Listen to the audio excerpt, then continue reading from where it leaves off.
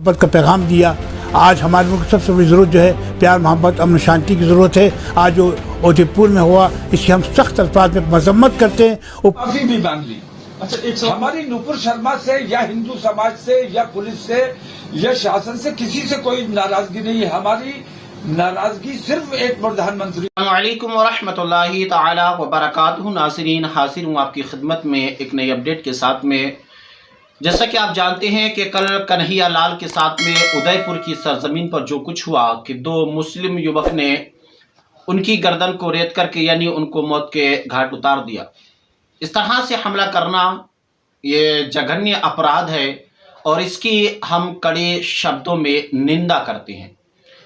इसलिए किसी भी रिलीजन से ताल्लुक़ रखने वाला कोई भी शख्स हो, किसी भी कम्युनिटी का क्यों ना हो, वो इस अपराध को किसी भी तरह से सही नहीं ठहराएगा। किसी बेकसूर को मार देना या किसी बेकसूर का खून बहा देना ये किसी भी कम्युनिटी में जायज़ नहीं है। अब इसी के ताल्लुक से मैं आपके सामने बात करूंगा। उससे पहले मैं बताऊं कि अजमेर शरीफ दरगाह से इस ताल्लुक से क्या बयान आया और बरेली शरीफ से क्या बयान आया है, वो दोनों बयान मैं आपके सामने रखूंगा। वीडियो लंबी हो सकती है लेकिन आपसे गुजारिश है कि वीडियो को पूरा वॉच कीजिए ताकि आप अच्छी तरह समझ जाएं कि मुसलमान भी इन चीज़ों में बिल्कुल भी भरोसा नहीं रखते, ना ही इन चीज़ों का कभी समर्थन करते हैं। जो चीज़ गलत है उसको हम खुलकर गलत कहते हैं और जो चीज़ सही है उसका जो है खुले आम समर्थन करते हैं। जो कुछ कल हुआ वो बिल्कुल गलत है, किसी भी तरह से उसको जायज़ नहीं ठहराया जा सकता। मैं फिर कह रहा हूँ।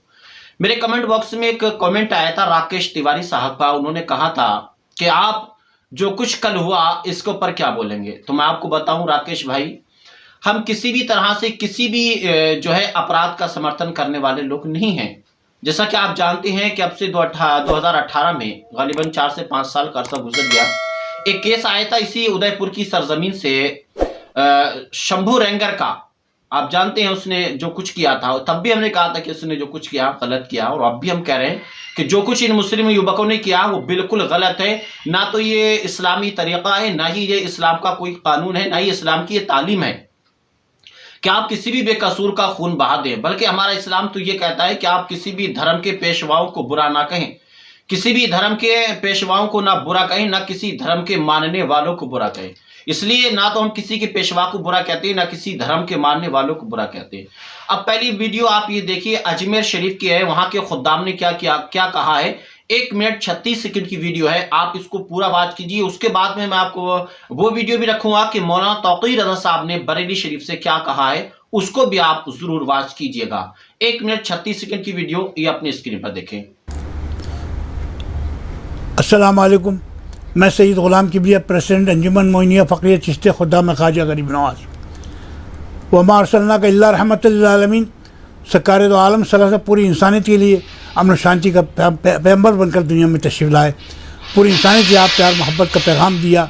आज हमारे मुल्क की सबसे बड़ी ज़रूरत जो है प्यार मोहब्बत अमन शांति की ज़रूरत है। आज जो उदयपुर में हुआ इसकी हम सख्त अल्फाज में मजम्मत करते हैं और पूरे हमारे राजस्थान वासियों पूरे देशवासियों से अपील करते हैं कि हर हालत में हमको प्यार मोहब्बत अमन शांति का माहौल बनाना है और उस पर उसको बल देना है। आमीन सुम्मा आमीन। अस्सलाम वालेकुम, मैं सैयद सरवर चिश्ती, सेक्रेटरी अंजुमन मोइनिया फ़क़रिया चिश्तिया खुद्दाम ख्वाजा सैयद ज़ादगान दरगाह शरीफ अजमेर।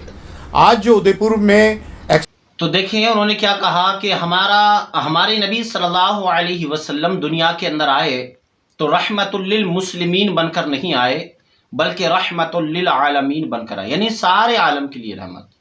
तो जो शख्स सारे आलम के लिए रहमत हो, बरकत हो, तो वो उस शख्सियत की ये तालीम नहीं हो सकती कि आप किसी भी बेकसूर को इस तरह से किसी के ऊपर भी जुल्म करें।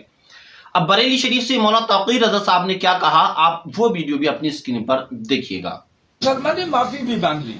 अच्छा, हमारी नुपुर शर्मा से या हिंदू समाज से या पुलिस से या शासन से किसी से कोई नाराजगी नहीं है। हमारी नाराजगी सिर्फ एक प्रधानमंत्री से है कि नुपुर शर्मा को भारतीय जनता पार्टी ने भी अपराधी माना, लेकिन नुपुर शर्मा के खिलाफ जो हुकूमत को कार्रवाई करनी चाहिए थी नरेंद्र मोदी ने वो कार्रवाई की। ऐसा तो नहीं आपने धरना प्रदर्शन किया, आपने अपील की कि धरना प्रदर्शन करिए, लोग सड़कों पर आइए, तो उससे मोटिवेट होकर कहीं लोगों ने ये घटना को अंजाम दिया? नहीं, मैं तो एहतजाज करने की बात कर रहा हूँ। एहतजाज करने का मतलब ये है, आपने देखा मेरा एहतजाज कैसा था शांतिपूर्वक एहतजाज होना चाहिए। हमें किसी के लिए मसला नहीं बनना चाहिए।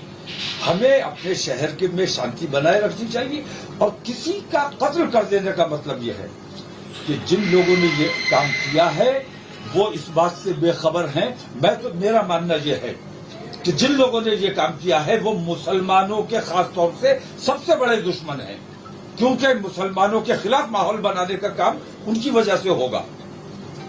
तो मुसलमान दुश्मनी अगर मुसलमान कर रहा है ये ज्यादा भयानक है। और इन लोगों ने जो उस दर्जी का भी फेल देखिए, मैं देख रहा हूं कि वो नाप ले रहा है। अगर वो मुसलमान से नफरत कर रहा होता तो दुकान पर नहीं चढ़ने देता, कहता कि जाइए कहीं और सिलवाइए अपने कपड़े। वो तुम्हारा नाप ले रहा है, तुम्हारा काम कर रहा है, और तुमने कहां से वो जिगर लेके आए कि तुमने उसका गला काट दिया।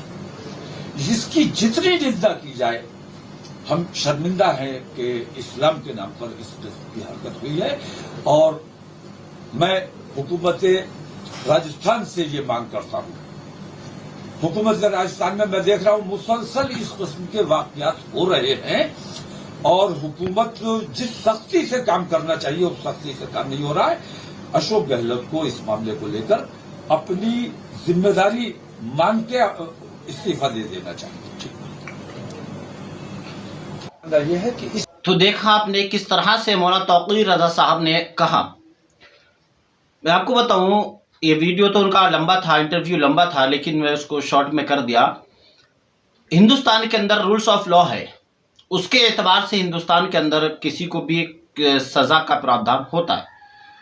तो जिसने गुनाह किया है उसको सजा मिलेगी, जिसने गुनाह किया उसको सजा मिलनी चाहिए। और जो कुछ कल हुआ उसको कानून के एतबार से जितनी हो सकती है उतनी सजा मिलनी चाहिए। यही बयान तमाम ही कम्युनिटी के और बिल्कुल तमाम ही जो हिंदुस्तान के अंदर इस्लामी जमातें हैं उन्होंने सबने कह दिया, सबने यही कहा। जमात अहले सुन्नत कर्नाटका से का ये पैगाम आप अपनी स्क्रीन पर देख सकते हैं, उन्होंने भी साफ लफ्जों में इसकी कड़ी निंदा की है। All India Muslim personal board ने भी इसकी साफ जो है कड़े लफ्जों में निंदा की है ना। इसी तरीके से जो अलग अलग संगठन है उन्होंने साफ तरीके से इसकी कड़े लफ्जों में निंदा की है। वो कहा है कि इस तरीके से कोई भी कुख्यात चीज है ना, किसी के ऊपर भी इस तरह से जघन्य अपराध आप करेंगे उसको किसी एंगल से भी सही नहीं ठहराया जाएगा।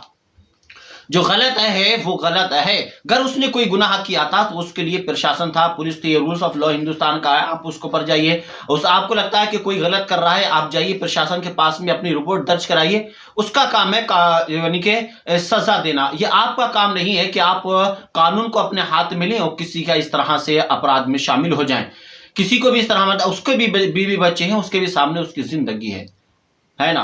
तो इस तरह से किसी भी तरीके से इसको आप जायज नहीं ठहरा सकते।